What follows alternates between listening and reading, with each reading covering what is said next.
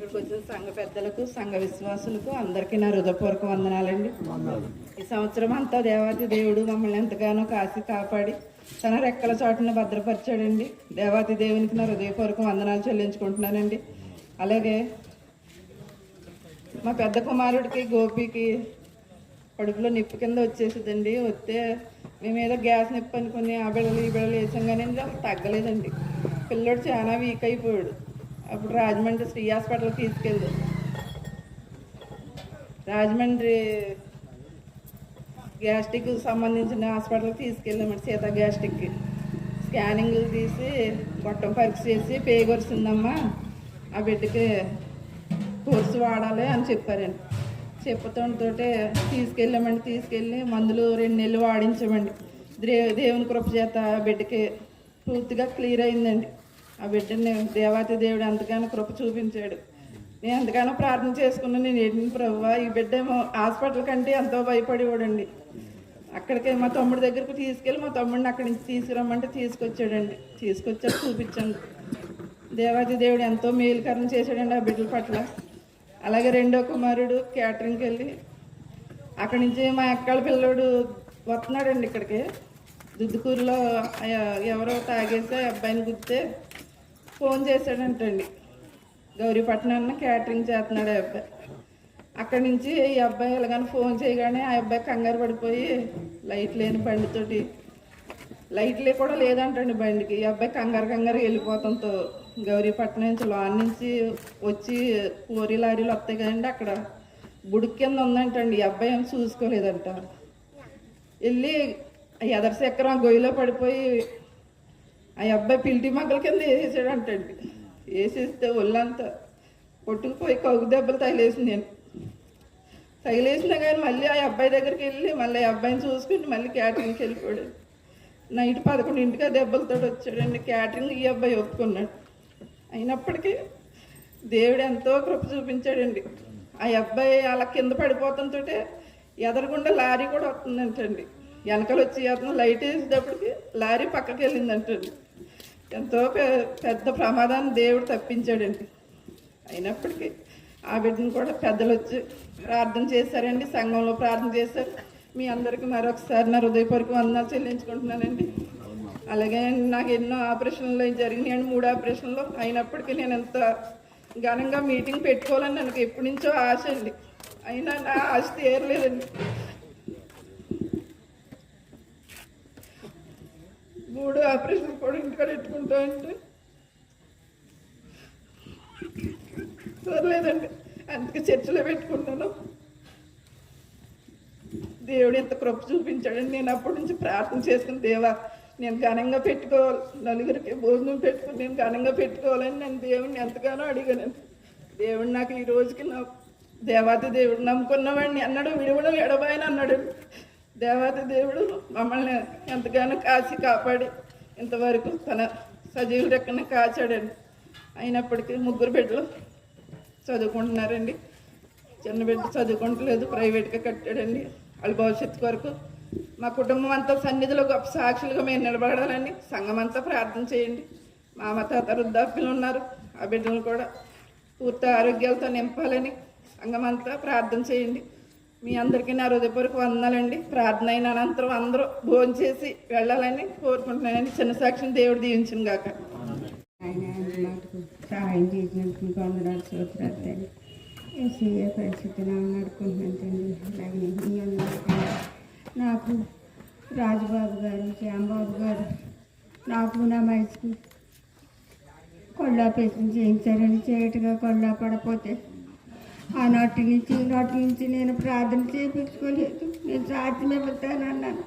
నాయన నాకు భయం అయిపోతుంది, నా దగ్గర నుంచో నన్ను కాపాడు దేవుడని నేను దేవుడిని అడుక్కుని బల్లెక్కానండి. కొన్ని ఆపరేషన్లో అక్కడ నాకు ఎంతో ధైర్యంగా చేసి నా ఎదురు నుంచి దేవుడు నాకు కొన్ని ఆపరేషన్ చక్కగా చేయించాడు. 3 నెలలు ఆమె మా నాన్నమనే చాకరీ చేసి నాకే విమర్శ పెట్టిందండి. అలాగైనా కానీ మనిషి 3వ రోజుని పడిపోతే రెక్క విడిపోయింది. చిన్నోడు 10 ఏళ్ళు ఎట్టి బాధ చేయించాడు కానీ రెక్క బాధ తగ్గింది కానీ రెక్క నెత్తికి రాదు, వెనక్కి రాదు. ఆయనతోటి అలాగే అతనే పడుతున్నామండి. మళ్ళీ మాటలు మారిపోయినాయండి. ఆనాటికి ఈనాటికి నేను ప్రార్థన చేసుకుంటున్నాను, కానీ నాకేదో దడొచ్చేస్తాం, భయం అవుతూ నా ప్రాణం నాకు నిలబడిపోతాం.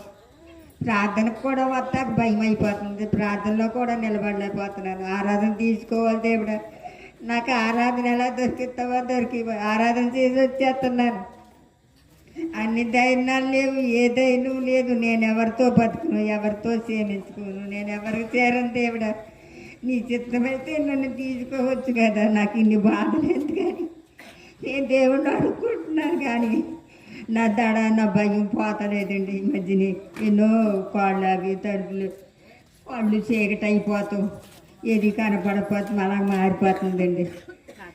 రాజుబాబు గారు, శ్యాంబాబు గారు పుణ్యమంట, దమ్మారు వెంకటరావు గారు మా ఇద్దరికి కళ్ళు ఆపరేషన్ చేయించారండి. అప్పటి నుంచి కూడా కళ్ళు అప్పటికప్పుడు చీకటి అయిపోతాం, మళ్ళీ అప్పుడే బాగుంటాం. నాలో నాకే పడిపోతాం, బీపీ ఎక్కువైపోతుంది, బీపీ తెగులు ఎక్కువైపోతుంది. ఇంతే నీకు, నువ్వు ఆహారం తింటలేదన్నా డాక్టర్ గారి దగ్గరికి వెళ్ళిపోతుంటే ఆ 2 డేసులు చేసి 2 పిల్లలు ఇచ్చి, నువ్వు ఆహారం తింటలేదమ్మా, నువ్వు ఆహారం తినక నీకు బలం తగ్గిపోయిందని ఎన్నో మందులు రాస్తున్నారు, తెచ్చుకుంటున్నాను ఉన్న కాడికి. దేవుడా, నాకు మందులు ఎలాగ సాయం చేస్తావు తండ్రి, నాకు మందులు ఎలాగొస్తాయి, నాకు ఎవరు చూస్తారు? నా బిడ్డలు లేని బిడ్డలు, నా బిడ్డలు కూలి పని చేసుకుని బతకాలి తండ్రి. నేనేం చేయను దేవుడా అని నేను కూలిపోతున్నానండి దేవుని చిత్తం వల్ల. అలాగే నిలబెడుతున్నాడండి దేవుడు, నన్ను కాపాడుకొస్తున్నాడు. ఆయన వల్ల నాకు ఎన్నో సాయాలు దొరికాయండి, ఆయన వల్ల ఎన్నో సాయాలు దొరికాయి. అన్నీ నేను మందులకి తిండికి అలాగే ఖర్చు పెట్టుకున్నానండి. నేను ప్రార్థన చేసుకుంటున్నాను కానివ్వండి, నా ధైర్యం నిలబడతలేదు. అయినా కానీ నాగమణి నాకు బిడ్డలకి ఎలాగొచ్చింది కదా, నేనేం చేయను. ఇద్దరం కలిసి ప్రార్థన చేసుకుని దేవుడిచ్చిన ధైర్యానికి బలానికి సహాయం చేస్తాడమ్మా. ప్రార్థన పెట్టుకుందాము, ప్రార్థన ఎట్లా బిడ్డలు బాగుంటారు. బిడ్డలు అవనొచ్చులు బిడ్డలకు తెలవదు. మనం తెలిసిన విషయం ఇది, మనం జరిగించుకోవాలని ముందుకు సాగుతున్నాం తండ్రి. దయవల్లని పరిశుద్ధుడా నీవే ఉన్నావు అని నేను దేవుడిని అడుక్కుంటున్నాను తండ్రి. అలాగే నేను నా బాధలన్నీ ఎవరికి చెప్పలేదు, నేను దేవుడికే చెప్పుకుంటున్నాను తండ్రి. ఎవరికి చెప్తే తీరుతుంది దేవుడా, నువ్వే తీర్చు. మనిషి చూస్తే ఇలాగ తెక్కమక్కలుగా ఉన్నాడు, బిడ్డలు చూస్తే కూలి పని చేసుకుని బతకాలి, బిడ్డల దగ్గర ఉంటాక లేదు. నువ్వు వండుకోలేవు, నువ్వు తినలేవు, నువ్వు దగ్గర వండుకో. నా దగ్గరికి వచ్చాయి, నా దగ్గరికి వచ్చాయి, నేనే వండి పెడతాను అంటున్నాడు నా పెద్ద కొడుకు. ఇలాగంటున్నాడు పెద్ద పిల్లోడు, వెళ్దామని అంటుంటే నాకు ఇక్కడ అలవాటు అయింది, నేను అక్కడ ఉండలేను, నేను రాలేను, నువ్వు వెళ్ళి తిని నాకు ఏదన్నా తెచ్చిపెట్టు అంటున్నాడండి. అలా కాదండి నాయన, నేనే తిరగలేను, కూతురు ఎక్కడ నడితే కాళ్ళు లాగేస్తాయి, నడువు లాగేస్తాయి, నేను తిని వాళ్ళ నీ కంటికి రానా, నేను నా వల్ల కాదు అని నేను పెద్ద పిల్లోడికి చేరతలేదండి. పెద్ద పిల్లోడు కోపం వచ్చేసి నా దగ్గరికి వస్తలేదు, అసలు మాట్లాడతలేదండి. ఇక నాకు ఏ రోగం వచ్చినా ఆనంద నాగమణి, ఆనంద నాగమణి, నాకు ఓ బిళ్ళ తెచ్చి పెడుతున్నాయి. రేత్రికి లేకపోతే లెగిసేవా లేగలేదని ఆ అమ్మకి దేవుడు ఉపయోగం ఇచ్చాడు. నాకు అమృచి పెడుతుంది, నా బట్టలు దిద్దుంది, ఉండవా లేదా తిన్నావా, ఈ చలి కూడితేనుకు ఈ అతను కూడితేనే అలాంటి సాయాలు ఆ అమ్మ తిప్పలు పడుతుందండి. దేవుని దయ వల్ల నా వల్ల నాకు ఇంకేవి ధైర్యాలు బలమూలం శక్తి లేక ఇలాగే బతుకుతున్నానండి. అన్నయ్య వాళ్ళ ఇంటికి రమ్మంటున్నారు, అలాగా కూడా వెళ్ళలేదండి. అయినా కానీ నేను ఇలాగే దొరికినప్పుడే ఆరాధనకు వస్తున్నానండి. ఇంత మటుకు నా వల్ల దేవుడికి నేను అప్పచెప్పుకోవాలని ఇవాళ లేచానండి. దేవుడు లేపాడండి, మీకు అందనాలండి.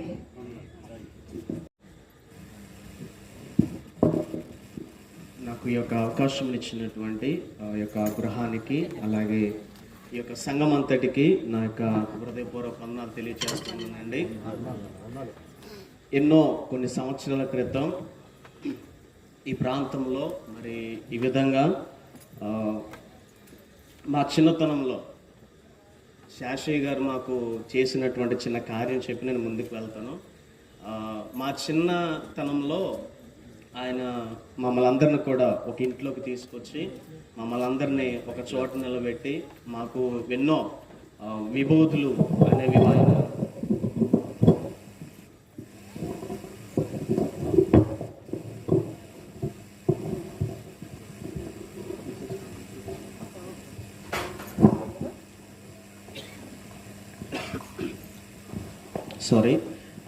ఎన్నో విధాలుగా ఆయన పూజలు గట్ట చేసి మాకు విభూతులు గట్ట రాసేవాడు అనమాట.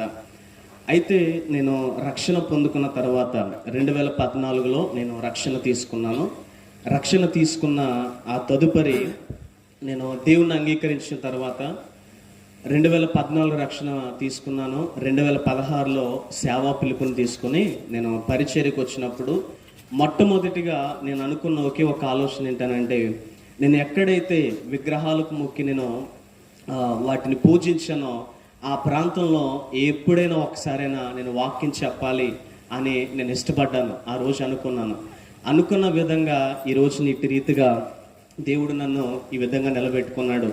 అందుని బట్టి నేను దేవునికి స్తుతి చెల్లిస్తూ ఉన్నాను. దేవుని బిడ్డలారా, అన్యతగా మరి ఏమీ భావించొద్దు. కొన్ని మాటలు ప్రభువునందు నేను మీకు తెలియజేయాలని ఆశపడుతున్నాను. చూడండి, కొరింథీయులకు రాసిన పత్రిక 1వ అధ్యాయము, కొరింథీయులకు రాసిన పత్రిక 1వ అధ్యాయము 4వ వచనాన్ని మనందరం కూడా ఒకసారి చదువుకుందాం. ఎవరైనా చదువు వినిపించగలరా? మొదటి కొరింథీ పత్రిక 1వ అధ్యాయము 4వ వచనం. క్రీస్తు యేసునందు మీకు అనుగ్రహింపబడిన దేవుని కృపను చూచి మీ విషయమై నా దేవునికి ఎల్లప్పుడూ కృతజ్ఞతాస్తుతులు చెల్లించుచున్నాను. దేవుని బిడ్డలారా, ఈ చదువుకున్నటువంటి వాక్య భాగాన్ని బట్టి మనం ఆలోచన చేస్తే ఈ యొక్క ప్రాంతంలో మరి ఇప్పుడు కృతజ్ఞత కూడిక అనేటువంటిది ఏర్పాటు చేయడం జరిగింది.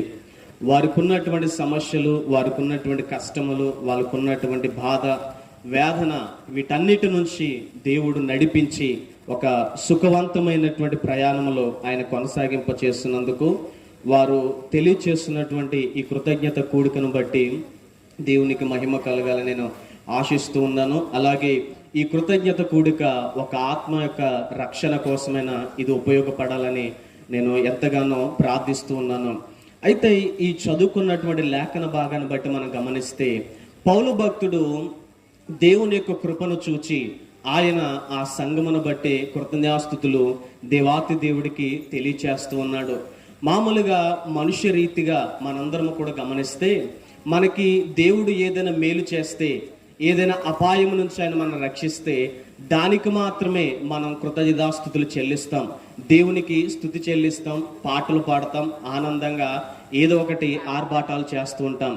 అయితే పౌలు భక్తుడు మాత్రం మనందరికీ వచనం ప్రకారంగా చూస్తే చాలా డిఫరెంట్గా ఆయన కనిపిస్తూ ఉన్నాడు. పిల్లలు సైలెంట్గా వెళ్ళి కూర్చొని అటు తిరగొద్దు, ఓకే?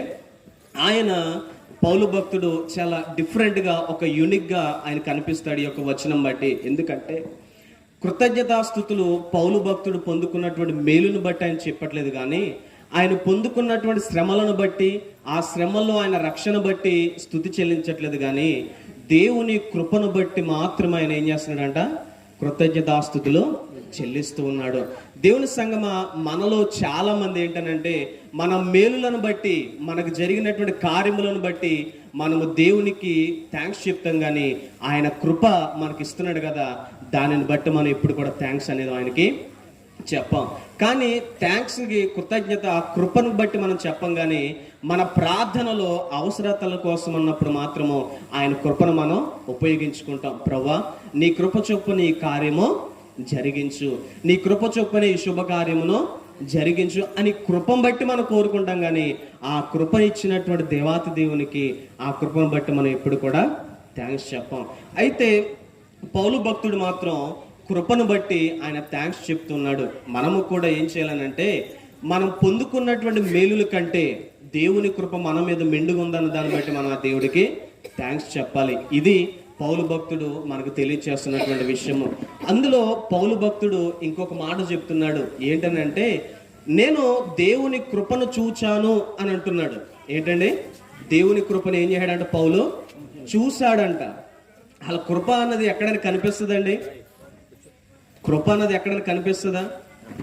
దేవుని యొక్క కృప బహుశా మీరు ఎక్కడైనా చూసుంటే నాకు కూడా చెప్పండి. ఆ అడ్రస్ దగ్గర నేను కూడా వెళ్ళాలని ఇష్టపడుతున్నాను. ఎందుకంటే దేవుని కృప అన్నది మన కంటికి కనిపించినటువంటిది, కానీ మన హృదయానికి అది నిత్యము కూడా మన దగ్గరగానే ఉంటూ ఉంటుంది. అందుకే కొంతమంది బైబిల్లో చాలా మంది భక్తులను మనం చూస్తే వాళ్ళందరూ కూడా దేవుని కృపను పొందుకున్న వాళ్ళంటారు. కానీ ఆ కృపను చూసినటువంటి వాళ్ళు మాత్రము కొందరే మనకి కనిపిస్తారు. బైబిల్లో చాలా మంది వ్యక్తులు కృపను అనుభవించారు, కానీ ఆ కృపను చూసినటువంటి వాళ్ళు మాత్రము కొందరే ఉన్నారు. వారిలో పౌలు భక్తుడు కూడా ఒకడు. ఈ పౌలు భక్తుడు కృపను చూచి అనేకమైన మాటలు ఆ కృపను గురించి చెప్తున్నాడు. అందులో కొన్ని మాటలు మీకు చెప్పి బైబిల్లో కొంతమంది వ్యక్తులను పరిచయం చేసిన వాక్యాన్ని ముగిస్తాను. చూడండి, ఆది కాండము 6వ అధ్యాయము 8వ వచనం ఒకసారి చూద్దాం. ఆది కాండము 6వ అధ్యాయము 8వ వచనం. అయితే నోవాహు యెహోవా దృష్టి యందు కృప పొందినవాడాయను. తర్వాత వచనం కూడా, నోవాహు వంశావళి ఇదే, నోవాహు నీతిపరుడును తన తరములో నిందారహితుడై ఉండెను. నోవాహు దేవునితో కూడా నడిచినవాడు. దేవునికి స్తోత్రం. దేవుని బిడ్డలారా, నా యొక్క మాటలను క్లుప్తంగా మీకు వివరించాలని ఆశపడుతున్నాను. నోవాహు అంట దేవుని కృపను పొందుకున్నటువంటి వ్యక్తిగా ఉన్నాడు అని వాక్యం చెప్తుంది. ఒక మాట మనం అందరం గమనించాలి. ఆ టైంలో నోవాహు ఉన్నటువంటి సమయంలో నోవాహు లాంటి వ్యక్తులు ఎవరు లేరంటారా? నోవాహులాగా అనేకమైనటువంటి సమూహాలు, నోవాహు లాంటి అనేకమంది కుటుంబాలు, నోవాహు లాంటి వ్యక్తులు, నోవాహు లాంటి వ్యక్తిత్వము ఆ రోజుల్లో బహుశా చాలా మంది ఉండొచ్చు. నోవాహు లాంటి వ్యక్తులు చాలా మంది కూడా ఉండొచ్చు. కానీ నోవాహు దగ్గరికి మాత్రమే దేవుని కృప ఎందుకు వచ్చింది? వై గాడ్ చోజన్ నోవాహు ఎందుకు నోవాహును మాత్రమే దేవుడు ఎందుకు ఏర్పాటు చేసుకున్నాడు అని అంటే, ఆ కింది వచనంలో నోవాహు గురించి చెప్తాడంట. నోవాహు తన తరములోని ఎలా ఉన్నాడంట? నింద మోపలేనటువంటి వ్యక్తిగా ఉన్నాడు. ఈరోజు ఇక్కడ ఉన్నవాటి వారందరి గురించి నేను అడుగుతున్నాను. ఇక్కడ బాప్తీసం తీసుకున్నటువంటి మీరందరూ కూడా, ఈ యొక్క బాప్తీసం అనుభవిస్తూ మందిరాలకు వచ్చేటువంటి మీరందరూ కూడా బహుశా ఆయన కృపలో ఉన్నారు కదా. ఆయన కృపలో ఉన్నటువంటి మిమ్మల్ని మాత్రమే దేవుడు ఎందుకు ఏర్పాటు చేసుకున్నాడు? ఈ రోజున ఈ కుటుంబము దేవుడి ఈ కృతజ్ఞత కూడికను ఏర్పాటు చేసుకున్నటువంటి కుటుంబాన్ని మాత్రమే దేవుడు ఎందుకు ఏర్పాటు చేసుకున్నాడు? ఒక విషయాన్ని మనం ఈ ప్రశ్న ఆలోచన చేస్తే, బికాస్ దేవుడు నిన్ను ఒక కార్యము కోసం ఆయన నిన్ను ఎంపిక చేసుకున్నాడు. నోవాహునికి తన కృపనివ్వడానికి గల కారణం ఏంటంటే, నోవాహు ద్వారా ఒక సృష్టిని, ఒక కొత్త తరాన్ని నోవాహుకి దేవుడు ఏర్పాటు చేయాలనుకున్నాడు. అందుకే నోవాహుని ఏర్పాటు చేసుకున్నాడు. అలాగే ఈ రోజు రక్షణ పొందుకున్నటువంటి మీ అందరికి కూడా దేవుడు తన కృపను ఇస్తున్నాడని అంటే, నిన్ను నీ కుటుంబాన్ని దేవుడు ఎందుకు ఆయన ఏర్పాటు చేసుకున్నాడు. ఆ తల్లిగారు చెప్తున్నారు, బిడ్డకి జస్ట్ త్రుటిలో యాక్సిడెంట్ తప్పిందని అంటున్నాడు. ఆమెకి అనారోగ్య పాలైనప్పుడు ఆ పరిస్థితి నుంచి బయట తీసుకొచ్చిందని చెప్పింది. ఇంకా అనేకమైనటువంటి వాళ్ళు చెప్పుకుంటూ వచ్చారు కదా. అలాంటి పరిస్థితులు బయట వ్యక్తులకి ఎవరికి రాలేదంటారా? చాలా మందికి వచ్చినాయి. మరి ఆ పరిస్థితులు వాళ్ళకి వచ్చినప్పుడు వాళ్ళు సజీవులుగా ఉండకపోవచ్చు, కానీ నీవు మాత్రమే సజీవుడిగా ఉన్నానంటే కృపను పొందుకున్న బాగానే ఉంది, అది కాదు విషయం. కానీ నిన్నెందుకు ఆయన సజీవుడిగా ఉంచాడు అన్నది ఒకసారి నువ్వు ఆలోచన చేయాలి. ఆ కుటుంబమే కాదు, ఆ కుటుంబానికి సంబంధించినట్టు ప్రతి వ్యక్తి కూడా ఈ ప్రశ్న ఆలోచన చేయాలి. అయితే ఆ కుటుంబం వరకేనా? కాదు. ఈ మాటలు వింటున్నట్టు మీరందరూ కూడా ఆలోచన చేయాలి. నీవు దేవుని కృపను ఎందుకు పొందుకున్నావు? నోవాహు అయితే తన తరములో నింద మోపలేనటువంటి వ్యక్తిగా ఉన్నాడు కదా. ఈ రోజున నీ గురించి నీ పక్క వాళ్ళని అడిగితే ఎన్ని నిందలేస్తారు నీ మీద? ఎన్ని నిందలు నీ మీద వేస్తారు? పలానా ఆవిడ ఎలా ఉంటుందా భయ్ అని ఎవరైనా ఎంక్వైరీ చేస్తే, అబ్బా ఆవిడ నోరిప్పితే డ్రైనేజీ కంపు, ఇలా అనేకమైన వేస్తారు. ఓకేనా, నేను కాదంటలే. అయితే వాళ్ళ మీద నింద వేసినా కానీ ఇంకా నిన్ను దేవుడు సజీవుడిగా తన కృపలో వెళ్ళనిస్తున్నాడు అని అంటే ఏంటి ఉద్దేశం, ఏంటి కారణం? ఒకటి, దేవుడు నీ దగ్గర నుంచి సంథింగ్ హీఈస్ ఎక్స్పెక్టింగ్. దేవుడి నుంచి ఒక్కటి ప్రత్యేకంగా ఆయన ఆశిస్తూ ఉన్నాడు. అదేంటనంటే బహుశా అనుకోవచ్చు, ఒక కృతజ్ఞత కూడికెట్టుకుంటే అయిపోతారు బై, దేవుడికి నీకు నాకు చెల్లు అని అనుకుంటున్నారేమో. కాదు కాదు, కృతజ్ఞత కూడికతో అయిపోయే బంధం కాదు ఆయనది నీది. ఆ పిలుపు అక్కడితో అయిపోయేది కాదు, ఆయన ఇంకొకటి నీ నుంచి ఆశిస్తున్నాడు. ఏంటనంటే చూద్దాం, చూడండి. మీకా గ్రంథము 6వ అధ్యాయము 6వ వచనం నుంచి మనం చూద్దాం. మీకా గ్రంథము 6వ అధ్యాయము 6వ వచనం. ఆ యొక్క 6 నుంచి 8 వచనాలు కనుక చూస్తే తీయండి, లోపు నేను చెప్తుంటాను. ఆ యొక్క మాటలు మనం చదివితే మనందరికి ఒక పాట గుర్తొస్తుంది. ఏ పాట తెలుసు? అది వేలాది నదులంతా విస్తార తైలము నీకు ఇచ్చినను నీ రుణము నేను తీర్చగలనా. ఈ పాట అందరికి తెలుసు కదమ్మా. ఎప్పుడు పాడతాం ఈ పాట? కానుకలు సమర్పించినప్పుడు మనం ఈ పాట పాడుతుంటాం. ఎప్పుడైనా దాని యొక్క అర్థాన్ని మీరు గమనించారా? అర్థాన్ని గమనించారా? దేవుడికి ఆస్తులు ఇచ్చినా కానీ, తైలములు ఇచ్చినా కానీ, సంపదలు ఇచ్చినా కానీ, నీ దగ్గర ఉన్నటువంటి దూడలు, నీ దగ్గర ఉన్నటువంటి ఆస్తి, నీ కుమారులు ఇచ్చినా కానీ అవి ఏమి కూడా ఆయనకి సరిపోవంట. మరి ఏంటి ఆయన ఎక్స్పెక్ట్ చేస్తుంది నీ దగ్గర నుంచి? ఎందుకు నీ మీద ఆయన కృప చూపిస్తూ ఉండాలి? ఎందుకు నిన్ను ఆయన కాపాడుతూ ఉండాలి? ఎందుకు నీ కుటుంబాన్ని ఆయన రక్షిస్తూ ఉండాలి? ఏం ఆశిస్తున్నాడు నీ దగ్గర నుంచి అని అంటే ఆ 8వ వచనంలో చెప్తాడు చూడండి ఒకసారి. మనుష్యుడా, ఏది ఉత్తమమో అది నీకు తెలియజేయబడి ఉన్నది. న్యాయముగా నడుచుకున్నటయు, కనికరమును ప్రేమించుటయు, దీన మనసు కలిగి నీ దేవుని ఎదుట ప్రవర్తించుటయు, ఇంతే కదా యెహోవా నిన్ను అడుగుచున్నాడంట. దేవుడు ఏం అడుగుచున్నాడంటమ్మా? ప్రేమ కలిగి నడుచుకుంటారు అని చెప్తున్నాడు.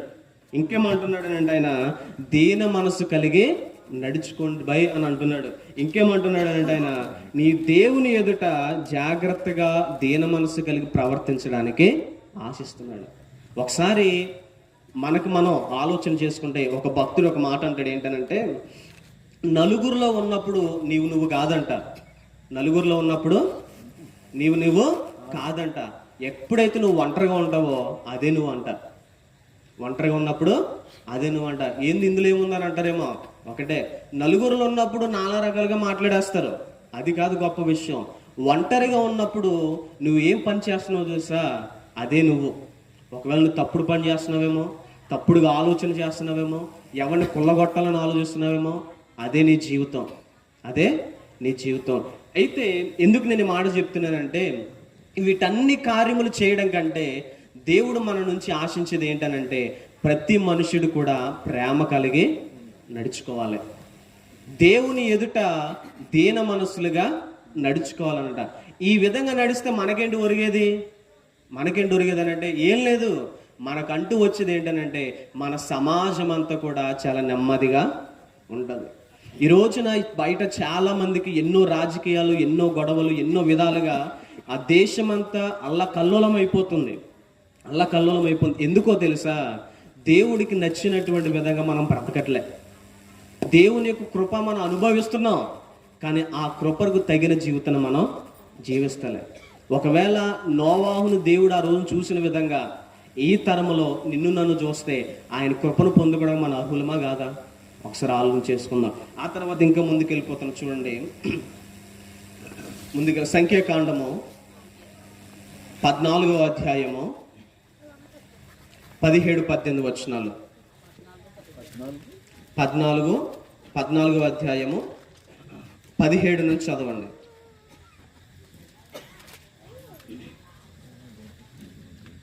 సంఖ్యాకాండము 14వ అధ్యాయం 17వ వచనం. యెహోవా దీర్ఘశాంతుడును కృపాతిశయుడును దోషమును అతిక్రమమును పరిహరించువాడును, అపరాధిని నిరాపరాధిగా ఎంచక అనే మాట చూద్దాం. దేవుని సంగమా, నేను ఇంత సుత్తంతా కొడుతున్నాను, ఏం చెప్పాలనుకున్నారు అని అంటే కనుక ఆయన కృపను గురించి మీకు చెప్పాలనుకుంటున్నా. ఆయన కృప చాలా విపరీతమైందండి. ఎంత ప్రభావాన్ని మన మీద చూపిస్తారంటే ఎలాంటి పాపనైనా ఇట్టాగే ఆయన క్షమించేస్తాడు. ఎలాంటి పాపనైనా ఇట్టాగే క్షమించేస్తాడు. ఎందుకు ఈ మాట చెప్తున్నానంటే, మనలో దేవుని యొక్క విధానాన్ని మనం చూస్తే అక్కడ భక్తుడు చెప్తున్నాడు, ఆయన దీర్ఘశాంతుడంట. ఎలాంటి వాడు? ఎంతకాలం నువ్వు చూసినా కూడా ఆయన శాంతిమంతుడిగానే మనకి కనిపిస్తాడు. ఇంకొక మాట ఆయన గురించి ఏమంటున్నాడంటే, ఆయన కృపాతిశయుడు అనంట. ఎలాంటి వాడు ఆయన? కృపాతిశయుడు. ఆయన కృప అతిశయం. దాని నుంచి మనం అతిశయించాలి. ఆయన కృప అన్లిమిటెడ్ ప్యాకేజ్ అనమాట. ఎప్పుడైనా జియోడు కనుక మనకి 50 రూపాయలకి అన్లిమిటెడ్ ప్యాకెట్ సంవత్సరం మొత్తం ఫ్రీ కాల్స్ అని అన్నాడు అనుకోండి, ఏం చేస్తాం మనం? అసలు ఆ జియో ఆఫీసులోని ఫుల్ అయిపోతే ప్రతి సిమ్ కూడా పడిపోతుంది. ఇంకా ఎందుకని? అన్లిమిటెడ్ ప్యాకేజ్ అంటే మన అందరికీ ఇష్టం. ఇంక కొన్ని రోజులు మనం సంక్రాంతి జరుపుకుంటాం. ఇది అయిపోయిన తర్వాత బహుశా చంద్రబాబు నాయుడు కానుక ఇస్తాడు కదా, చంద్రన్న కానుక. అన్లిమిటెడ్ అని ప్రతి ప్యాకేజ్ కూడా మనకి ఇచ్చాడు అనుకోండి, రేషన్ కార్డులు ఖాళీగా ఉంటాయా? అసలు ఉండవు. ప్రతి రేషన్ షాప్ దగ్గర జనాలు క్యూ కడతారన్నమాట. అలాగే దేవుని యొక్క కృప కూడా అన్లిమిటెడ్. దీనికి ఒక పరిమితి అనేటువంటిది లేదు. చాలా అద్భుతమైనటువంటి ఆయన కృప. ఈ కృపలో మనలో చాలా మంది చేసేటువంటి తప్పు ఏంటో నేను చెప్తా. ఏంటనంటే, ఈ కృప పొందుకున్నటువంటి మనందరము కూడా కొన్నిసార్లు దేవుని దూషిస్తూ ఉంటాం. కొన్నిసార్లు సేవకుడి మీద మనం దూషణ పలుకుతూ ఉంటాం. కొన్నిసార్లు మనం మాట చెయ్యకూడనటువంటి పనులు మనం చేస్తూ ఉంటాం. కొన్నిసార్లు మనం దేవుడికి ఇవ్వాల్సినటువంటి విధేయతను మనం ఇవ్వకుండా దేవునికి మనం పాపము చేసేటువంటి వారు ఉంటాం. అయితే అలాంటి సమయంలో ఈ సమాజం నేను ఏం చేస్తా తెలుసా?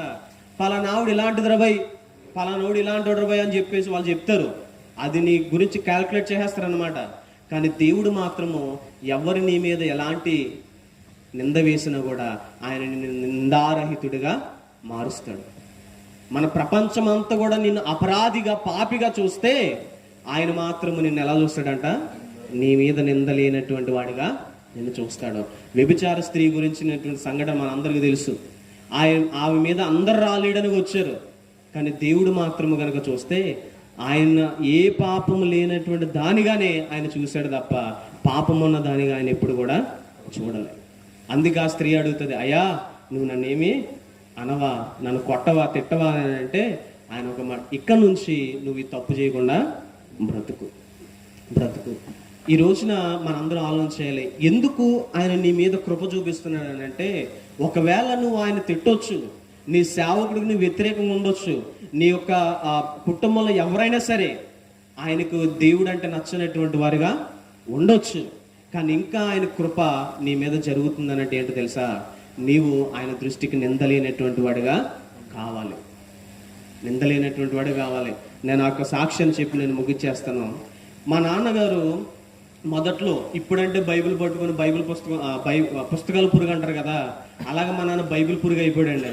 ఓకేనా? ఒక మాటలు చెప్పాలనంటే కొన్నిసార్లు నాకు అనిపిస్తుంది, అసలు ఎందుకు రాబోయే మా నాన్న రక్షణలోకి వచ్చాడా అనిపిస్తుంటుంది. అంత భక్తిగా బ్రతుకుతాడు. కానీ ఈ బతుకు రావడానికి ముందుగా అసలైన బతుకు ఇంకోటి ఉంది మా నాన్నదే. బహుశా మా నాన్నగారు అంటే ఇక్కడ ఉన్న వాళ్ళకి తెలిసి ఉండొచ్చు, తెలియకపోయి ఉండొచ్చు. కానీ ఎప్పుడైనా ఒకసారి వస్తే మీకు చూపిస్తా. ఓకే? ఇలాంటి వాడా అనుకుంటారు మీరు. చాలా విచ్చలవిడిగా తాగేసి తందనాలు వేసి బాగా బూతులాడేటువంటి వాడు. ఓకేనా? ప్రార్థన, భక్తి, భయము అనేటువంటి దానికి అసలుగా నచ్చదు. తిట్టేవాడు, బూతు మాట్లాడేవాడు, తాగేసి వచ్చి మమ్మల్ని పొట్ట మీద పడుకొని మా మీద కక్కేసేటోడు మా నాన్న.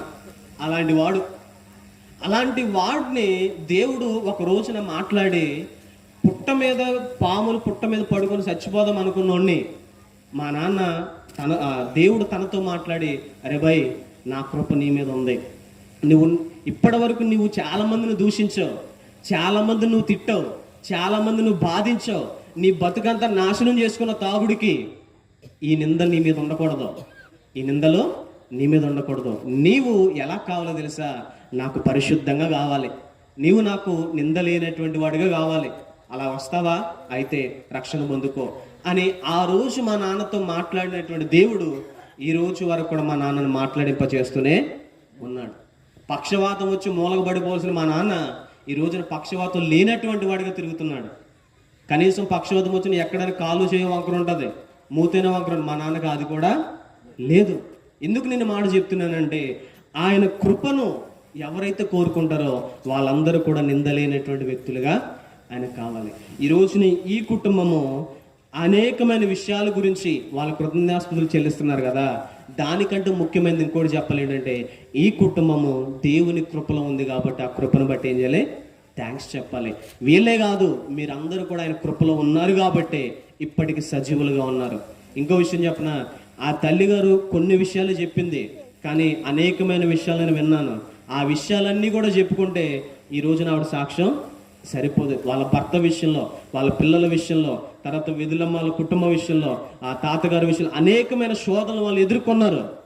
కానీ ఇప్పటికి కూడా వాళ్ళు ఇంకా సజీవులుగా ఉంచి వాళ్ళు ఎందుకు కృప వెల్లడిపరుస్తున్నాడంటే ఒక్కటే, ఆ కుటుంబం అంతా కూడా దేవుని రక్షణలోకి రావాలి. ఇది ఆయన ఇష్టపడుతుంది. ఆ కృపలో మనం ఆయన రక్షణలోనికి వెళ్తే గనక ఆ కుటుంబం నిత్యము కూడా వర్ధిల్లే విధంగా దేవుడు ఆశీర్వదిస్తాడు. దేవుడు ఒకే మాట చెప్తున్నాడు కదా, బల్ల చుట్టూ పిల్లలు ఎలా ఉంటారంట? దేవుడు తన బల్ల చుట్టూ మీరు అందరూ కూడా అలాగే ఉండాలనుకున్నాను. నేను సమయం ఎక్కువ తీసుకున్నాను. ప్రియ దేవుని సంగమా, మీరు అందరూ కూడా ఒక్కటే ఆశించాలి. నువ్వు మంచోడువా చెడ్డోడువా ఆయనకు అనవసరం. నీవు ఆయన కృపను పొందుకునే దానిగా నిత్యము కూడా ఉంటావు. అయితే ఆ కృపలో నువ్వు నిందారహితుడిగా ఆయనకి కనిపించాలి. ఈ కుటుంబము దేవుని దృష్టికి ఆయన కృతజ్ఞతాస్తుతులు చెల్లించారు. నిత్యము కూడా ఆ దీపము అలాగే కృతజ్ఞతాస్తుతులు చెల్లించే విధంగా ఉండాలి. ఆ కుటుంబం అంతా కూడా రక్షణలోకి నడిపించబడాలి. ఆ కుటుంబం కోసం మీరు నిత్యము కూడా ప్రార్థన, అలాగే మీ కుటుంబంలో ఇంకా రక్షణ పొందకుండా ఎవరైతే ఉన్నారో వాళ్ళ గురించి కూడా ప్రార్థన చేయండి. ప్రార్థన ఎప్పుడు కూడా విడిచిపెట్టడానికి లేదు. బహుశా మా అమ్మగారు 20 సంవత్సరాలు మా నాన్న గురించి ప్రార్థించిందేమో. ఈ 20 సంవత్సరాలు కూడా ఆవిడ ఎన్నో ప్రార్థనలు చేసి చేసి చేసి విరక్తి రావచ్చు, వీడు మారడ్రబై అని అనుకుని ఉండొచ్చు. కానీ తుది వరకు కూడా ఆ ప్రార్థన విడిచిపెట్టలే. చివరిలో దేవుని రక్షణలోకి నడిపించింది మా నాన్నే. మీరు కూడా మీ యొక్క ఇంటిలో ఎవరైనా రక్షణ పొందకుండా ఉంటే ప్రార్థన చేయండి. ప్రార్థన వల్ల సమస్తం సాధ్యమన్నాడు ఆయన. మీరు ప్రార్థన చేయకే పొందుకోలేకపోతున్నా అంటున్నాడు యాకోబు. ప్రార్థన చేయండి, దేవుడు ఖచ్చితంగా ఆయన ప్రార్థన, మీ ప్రార్థన ఆలకిస్తాడు. ఆయన కృపలో నోవాహులాగా మిమ్మల్ని అందరూ కూడా ఆయన నిలబెట్టుకుంటాడు. దేవుడి మాటలు దీవించి ఆశీర్వదించును గాక. నాకు ఈ సమయం ఇచ్చినటువంటి సంఘానికి, కుటుంబానికి, ప్రతి ఒక్కరికి హృదయపూర్వక వందనాలండి. క్షమించండి అధిక సమయం తీసుకున్నందుకు.